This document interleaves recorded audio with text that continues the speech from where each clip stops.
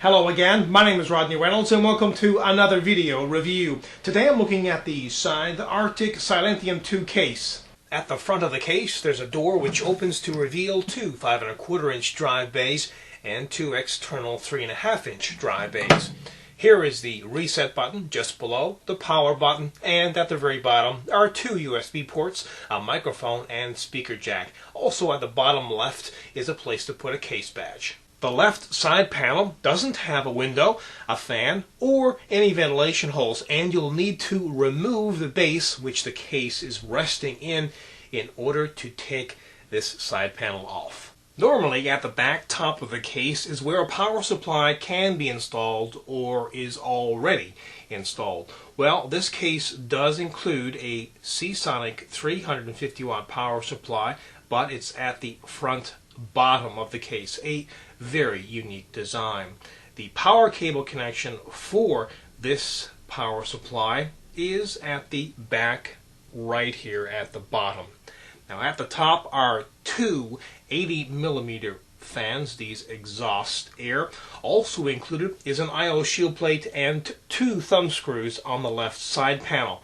Now the right side panel is riveted to the case, so you can't remove the right side panel. There are also a lot of ventilation holes, and right here are the 7 expansion slots. Inside the case there isn't a tremendous amount of room to work, but that's to be expected because this is only a mid-sized tower case. Also note that the motherboard tray is not removable. As I mentioned earlier, at the front top of the case there are two external 5 1/4 inch drive bays and two external 3.5 inch drive bays. Well, there are an additional two internal 3.5 inch drive bays, one here and another here. This one's called a hard drive muffler or cage. I'll have more on that in a bit. Now the case itself has a toolless design, so this will make installing drives in any of the drive bays or cards in any of the expansion slots very easy. When installing an external drive, you'll need to remove this front panel first.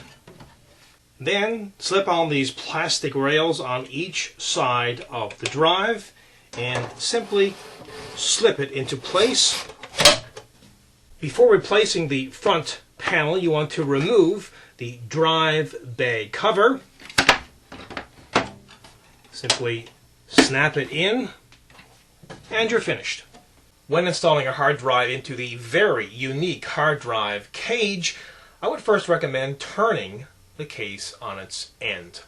Now the cage itself is suspended by 4 rubber bands, 2 at the front and 2 at the back. This will cut down on vibration and noise.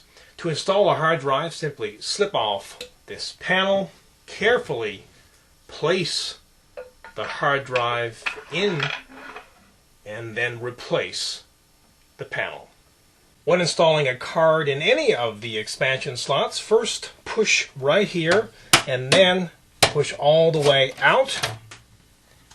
Then slip the card in, and you'll then need to push from the back to snap it into place. Finally, have a listen to the stock cooling in this case.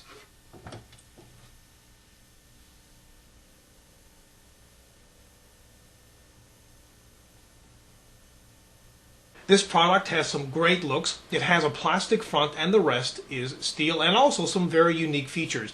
Features like a toolless design, also a hard drive muffler or cage. Now the reason why they call it a muffler is because when you put a hard drive in there, it keeps it really quiet. Of course it's aluminum, so it'll also keep it very cool. And it has that 350 watt power supply which is included and is installed in a different location at the front bottom of the case. Overall, this is a kick-ass product. Again, my name is Rodney Reynolds. This has been another video review. Be sure to check back very soon. I will have a brand new one for you then. Also, pop into my website at www.3dgameman.com. And while you're there, you can go into the forums and register. And remember, registration is completely free. Also, keep in mind, you can find out a lot more on this product in the forums. And as a final note, if you love watching my video reviews, please help support 3dgameitman.com. Until next time, take care.